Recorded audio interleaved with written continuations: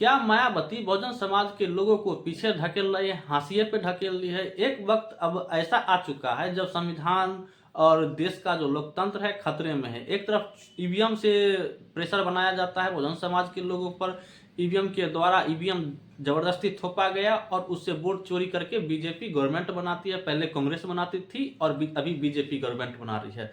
पर क्या मायावती जो बहुजन समाज की एक आइडियोलॉजी थी, जो वामसेप की आइडियोलॉजी थी, जो कांशीराम की आइडियोलॉजी थी, जो अम्बेडकरवाद और मूल्यवासी की एक कॉन्सेप्ट दिए थे कांशीराम, उस आइडियोलॉजी से हट गई है? क्या बहुजन समाज के लोगों की मायावती की चिंता है या नहीं है? मायावती ने कांशीराम की सत्ता तो हथिया ली है, पर क्या बहुजन समाज के लोगों को, SC ST OBC के लोगों को हाशिए पर रख रही है? अभी उनका बयान बहुत ज्यादा आ रहा है कि हम भारत में इंडिया गठबंधन के साथ नहीं जाएंगे और खुद स्वतंत्र होकर चुनाव लड़ेंगे।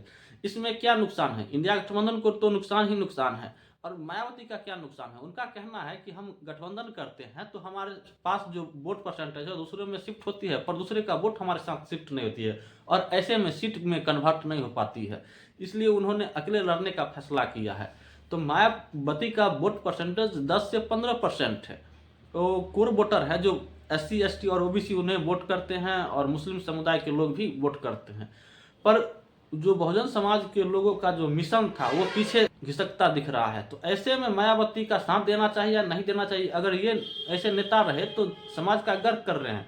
एक समय था जब कांशीराम के टाइम में एक नारा बुलंद हुआ था बहुजन समाज पार्टी के द्वारा कि तिलक तराजू तलवार और इनको मारो जूते चार। उस टाइम सोशल जस्टिस की लड़ाई शुरू हुई थी और 15% को साइड करके 85% का एक कॉन्सेप्ट आया था और DS4 बनाए थे कांशीराम, तब जाके मायावती मुख्यमंत्री बनी।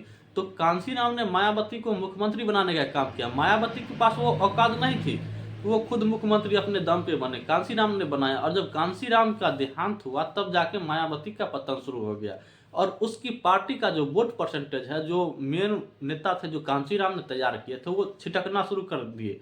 कभी कोई SP में चला गया, कोई BJP में चला गया, कोई खुद पार्टी बना लिया। तो कांशीराम के जाने के बाद बीजेपी सत्ता में आई और समाजवादी भी कमजोर हो गए, तो बीजेपी को मौका मिला सरकार बनाई। पर मिशन से भटकाने का काम कौन कर रहा है? 2019 के इलेक्शन में भी मायावती और अखिलेश यादव गठबंधन करके चुनाव लड़े थे, पर उसका कोई ज्यादा सीटों में कन्वर्ट नहीं हो पाया और न ज्यादा मायावती को सीट आ पाई और न ही अखिलेश यादव को, और बीजेपी भी वहां यूपी में चुनाव जीत गए। ऐसे में मायावती का अकेले लड़ना क्या बहुजन समाज के हाशियों पे तो नहीं ढकेल रहा है? क्या बहुजन समाज पार्टी ऐसे क्या उसकी मजबूरी आ गई है कि अकेले लड़ना चाहती? तो बहुत सारे सवाल हैं जो बहुजन समाज और अखिलेश यादव के लिए उठाए जाते हैं समय समय पे, कि अगर ये दोनों एक साथ होके इलेक्शन लड़ते हैं तो क्या सीट कन्वर्ट कर पाएंगे यूपी में? तो 100% सीट कन्वर्ट कर पाएंगे, पर मजबूरी क्या है? क्या इसे कोई बैक स्टेज से इन्हें प्रेशर बना रहा है कि मायावती को साइड रखा जाए, इंडिया गठबंधन से साइड रखा जाए, उसे अखिलेश के साथ न टच करने दिया जाए?